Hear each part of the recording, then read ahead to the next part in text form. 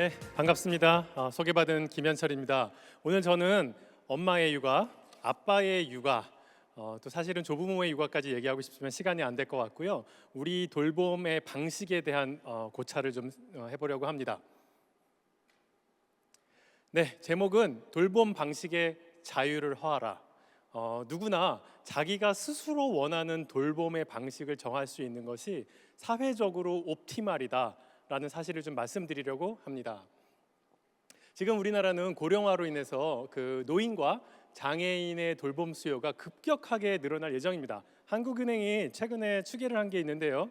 앞으로 한 10년이 지나면은 돌봄 인력이 한 50만 명, 그 다음에 20년이 지나고 나면은 100만 명 이상 모자랄 예정입니다.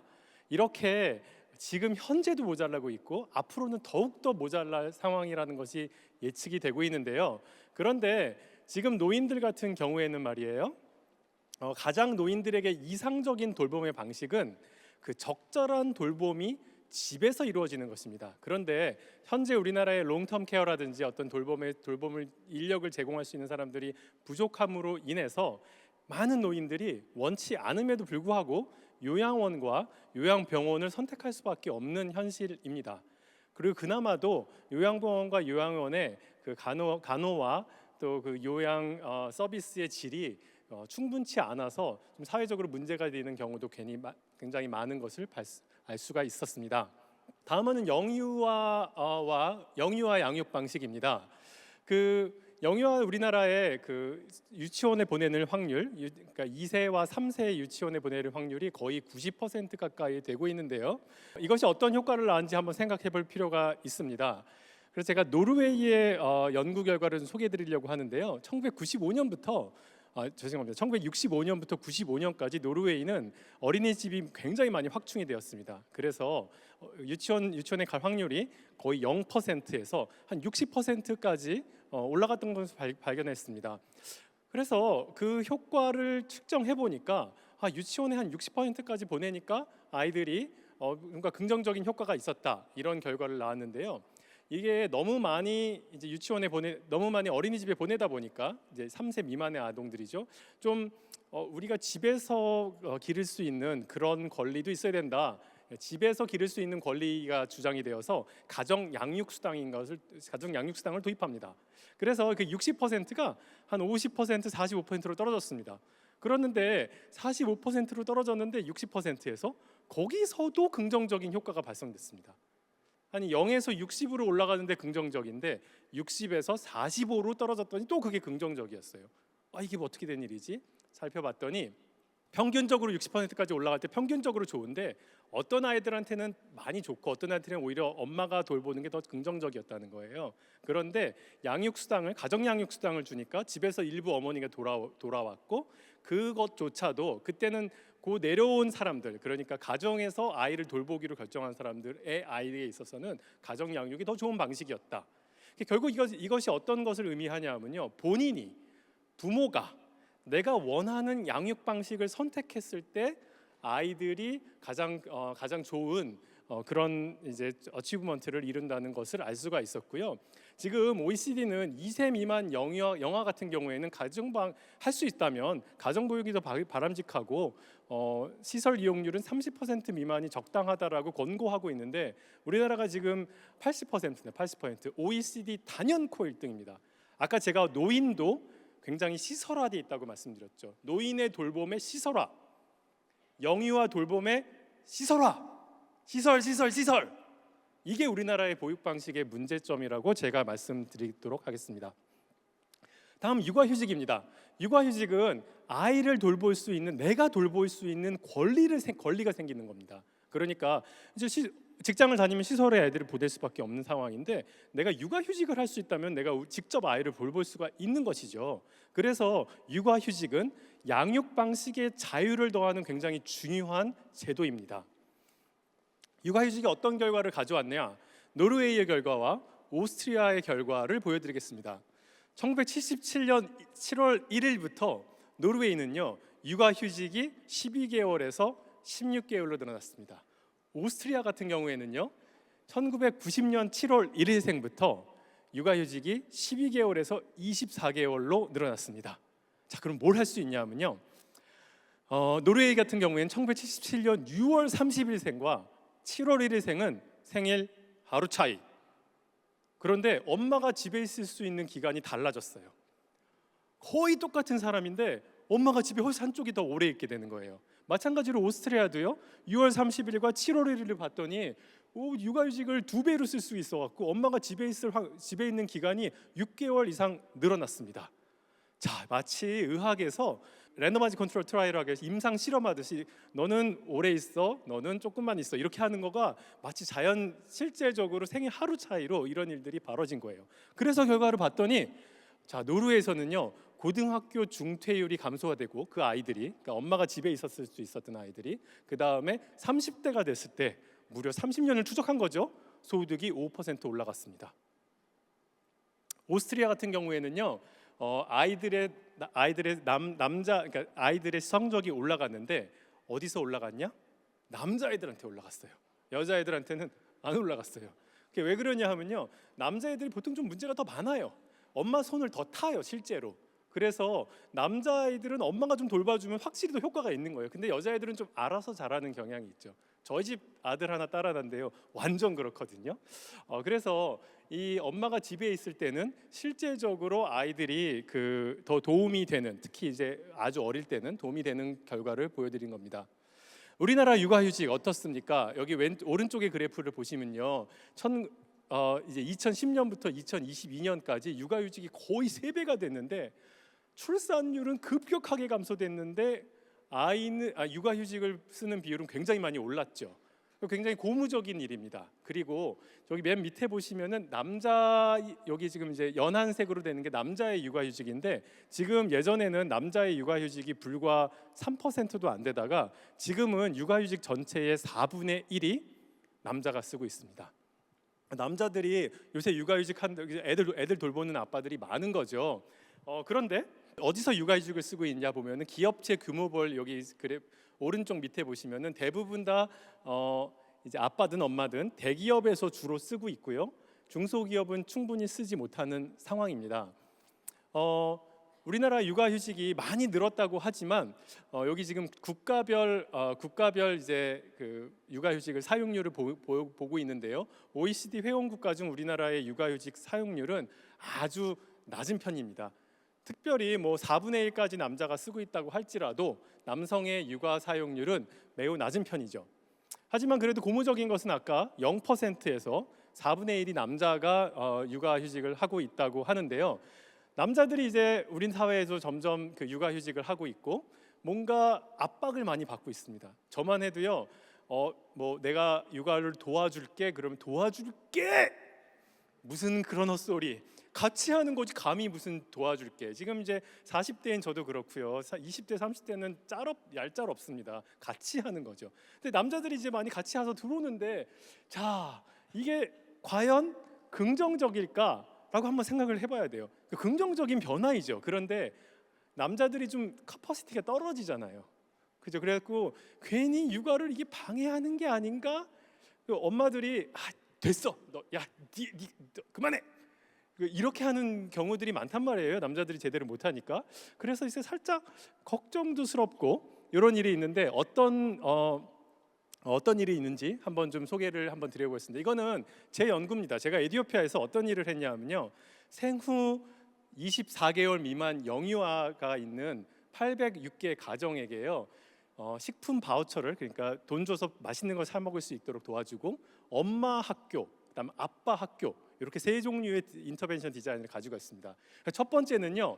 그래서 어떤 걸 하고 있냐면 아이들에게 음식을 골고루 먹이고 그로 인해서 그 아이들의 성장 발달을 좀 더 촉진시켜 보려고 한 거죠. 그러니까 사실은 돈 주고 엄마가 잘 먹게 엄마 교육시키고 아빠 교육시키면은 세 개 다 하면은 굉장히 긍정적인 효과를 우리가 기대하는 거였죠. 그렇죠? 그래서 어떻게 했냐? 그 그룹 3은 대조군인데요. 그룹 1이 엄마가 교육받고 돈도 주고, 자, 한 군은 엄마가 교육받고 돈 받았습니다. 그 다음 군은 뭐했냐? 엄마가 교육받고 돈도 받고 아빠도 교육시켰어. 세 번째는 아무것도 안 했어요. 자, 그럼 아무것도 안 한 거 대비 엄마 교육받고 돈 받으면은 뭐 좋아지겠죠, 그렇죠? 그런 다음에 좋아졌는데 아빠까지 같이 한번 교육을 시켜본 거예요. 그랬을 때 어떻게 됐냐 봤더니 오른쪽 밑에가 이제 제 논문 결과인데요. 대조군은 3.2점, 그러니까 뭐 이게 점수 이렇게 아이를 잘 보는 그런 점수입니다. 대조군 3.2점인데 거기 저 엄마 그 그룹 A 보시면은 돈도 주고 엄마 육아도 시켰더니 3.9로 올랐어요. 굉장히 좋아졌는데 그 밑에 보세요. 아빠까지 같이 했더니 3.5점이 3.5점. 아빠까지 교육을 시켰더니 오히려 애들이 망했어. 이게 무슨 소린가? 그래서 제가 연구를 굉장히 자세히 봤더니 아빠들이 쥐뿔도 모른 채로 자기 교육 받으니까 엄마보다 여전히 그 성적이 엄마보다 지식 수준이 낮은데요. 아빠들이 엄마의 결정에 막 간섭하는 거예요. 이거 사 저거 사 이거 사 저거 사. 엄마의 자율성을 흐트러뜨려 갖고 엄마가 오히려 아이를 돌보는데 방해를 시킨 겁니다. 와, 제 아내가 이 연구, 제 아내랑 저랑 같이 연구한 건데 이거 연구한 다음에 제 아내가 굉장히 저한테 관대해졌습니다. 그런데요, 이게 남자가 육아하지 말란 말입니까? 아니에요. 남자가 육아하더라도 제대로 알고 잘 배워서 하지 못하면은 오히려 엄마를 방해할 수 있다는 얘기입니다. 그러니까 남자의 육아 카파시티를 같이 올리면서 동시에 남자들이 육아를 할 수 있도록 푸시를 해야 되는 거예요. 그냥 육아 카파시티 하나도 안 올린 상태로 그냥 너 육아해 이러면은 오히려 아이들한테 손해도 될 수 있다, 이런 얘기를 제가 하는 겁니다. 실제로 제가 한국 사회에 와서 이제 우리 아이들 데리고서 뭐 놀이터 가고 그러면은 다 엄마들이 주로 오기 때문에 이렇게 막 플레이데이트 만들기도 좀 어렵고요. 엄마들은 또 왜 산후조리원 동기들이 있어서 이렇게 정보도 잘 나누는데 아빠들은요 은근히 그걸 또 나눌 수 있는 채널들이 많지가 않습니다. 그런 점들이 아빠의 육아 카파시티를 충분히 올리지 못한 채 우리 사회가 남자 이제 육아를 푸시하는 경향이 있는데, 저는 푸시는 계속 하더라도 남자들의 실질적인 육아 능력 향상을 꼭 해야 된다. 그래서 오른쪽 모범 사례는요 행복한 부부 태교 교실이고요. 왼쪽에 비모범 사례는요 출산 교실입니다. 여성들을 위한 임산부 출산 교실. 여자만 교육하면 안 돼요. 남자도 교육해야 됩니다. 자, 아까 엄마는 뭐였지 아까? 육아휴직 남자도 육아휴직 잘할 수 있어야 되고, 아빠는요 실질적인 능력이 이제 올라와야 된다고 말씀드린 겁니다. 자, 세 번째, 제가 오늘 세 번째는 제가 외국인 가사 도우미를 말씀드리겠습니다. 외국인 가사 도우미도요 양육의 방식을 자기가 선택할 수 있는 자유를 받을 수 있는 또 하나의 무기가 됩니다. 그런데요, 우리가 지금 외국인 가사 도우미 서울시에서 우리 오세훈 시장님 오셨는데 서울시에서 시범 사업하고 있잖아요. 이제 이게 우리가 지금 노동력을 찾아서 이들을 받았는데요. 이민의 역사를 기록한 이 책에서 무슨 말이 나오냐면, 모든 이민은, 인류 역사상 모든 이민은 노동력을 찾아서 시작했는데 궁극적으로 이웃으로 귀결했다는 거예요. 그게 이제 레슨입니다. 그럼 뭐냐? 이거 받을 때 얘네들 지금 빨리 우리 도와주러 와서 그냥 다시 나가 이렇게 하는 그 어프로치가 아니라 이분들의 상당수가 결국은 나의 옆집 사람이 될 수 있다는 가정을 하고 그리고서 이제 시작을 해야 되는 겁니다. 그랬을 때 어떤 문제들이 발생하는지 한번 생각을 해봅시다. 지금 세 가지 방안들이 논의되고 있죠. 이제 임금이 사실은 문제인데요. 지금 이제 우리가 만약에 최저임금을 그대로 주면은 한 238만 원 정도 받게 됩니다. 그런데 238만 원을 주려고 하니까 실질적으로 그 돈을 지불하면서 외국인 가사 도우미를 쓸 사람들이 많지는 않은 거예요. 그래서 좀 줄여줘, 가격을 줄여줘, 이런 이제 프레셔가 좀 있는 거죠. 그랬을 때 세 가지 방안이 논의되고 있는데요. 최저임금을 업종별로 차등 적용한다.